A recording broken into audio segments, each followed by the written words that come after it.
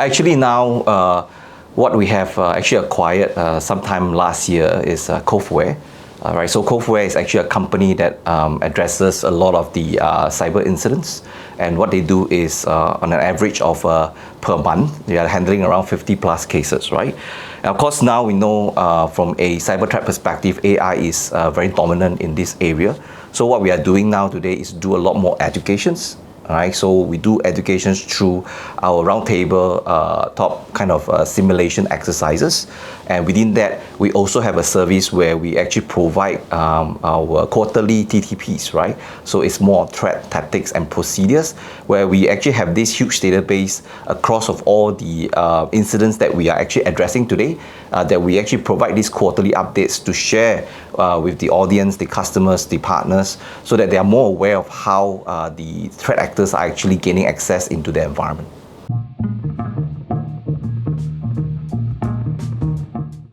Yeah, so you can see as per our Veeam that was held in San Diego, right, in April timeframe, we actually announced a Veeam Guardian. Right, so basically this is a multi-year kind of approach that we are committing to the market, and based on this, it's really more on the intelligence perspective of things. And part of the intelligence, right, is what we are starting off is the ability to have like a chatbot service whenever there is a request or whenever there is a question, right, we can actually type into our Veeam intelligence mode, right? Then you can actually understand how do you achieve certain things in terms of looking at how the workloads are actually being run today, trending of how it's being executed, how much is protected, and more importantly, what are those that's not being protected today. And as we evolve, there will be this intelligence ability to understand in terms of evolving backup windows, right? You no longer need any humans to interact in terms of managing the backup windows, right? The system will actually based on a SLA-based driven kind of approach to manage the backup windows, ensuring that not only you complete your backup successfully, you are also able to kind of understand what is the most important data when it comes to restore as well.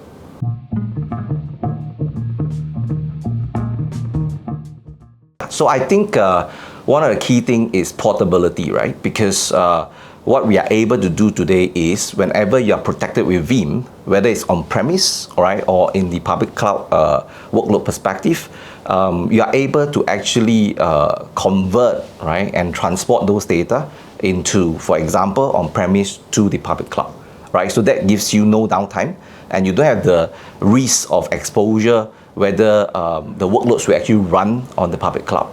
And of course, we know that not all workloads are suitable to run in the public cloud. So there will be instances whereby when the workload is not suitable to run in public cloud, we have the ability to also, right, convert and restore those data in the public cloud back to on-premise as well, right? Because we understand that this is customers' data.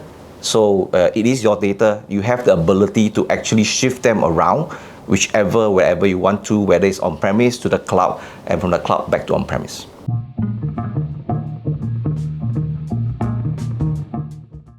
One of the key fundamental Veeam technology, right, is we are moving towards a platform. Right, so basically we have only two platforms today, and within this platform will be the Veeam Data Platform. Right, so that's only one single solution stack that we are cutting across, whether you are starting from anywhere from small to mid to enterprises. So there's no learning curve per se, or a complex learning curve to kind of learn our technology and use it in the environment. Right, of course, the other platform will be our Veeam Data Cloud platform. So that's more on the SaaS workload perspective. So it's the same kind of suite of products that we also introduce to the market. It's just that we are kind of adding on more workloads into the SaaS platform as well.